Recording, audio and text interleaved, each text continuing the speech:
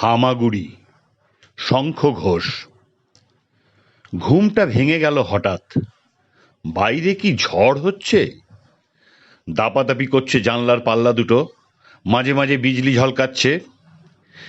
ফের শুয়ে পড়তে গিয়ে সেই বিদ্যুতের ছটফটে আলোয় মনে হলো ঘরের মধ্যে যেন হামা দিচ্ছে কেউ।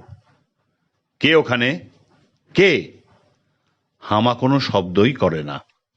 উঠে আসি কাছে, আবারও জিজ্ঞেস করি, কে আপনি? কি চান?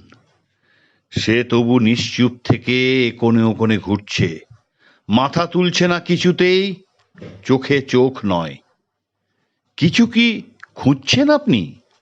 শুনতে পাচ্ছি, খুঁজছি ঠিকই, খুঁজতে তো হবেই, পেলেই বেরিয়ে যাব নিজে নিজে হেঁটে। কি খুঁজছেন? মিহিসরে বললেন তিনি, মেরুদণ্ডখানা। সেই মুহূর্তে বিদ্যুৎ ঝলকালো ফের। চমকে উঠে দেখি, একা নয়, বহু বহু জন একই খোঁজে হামা দিচ্ছে এ কোণে ও কোণে ঘর জুড়ে।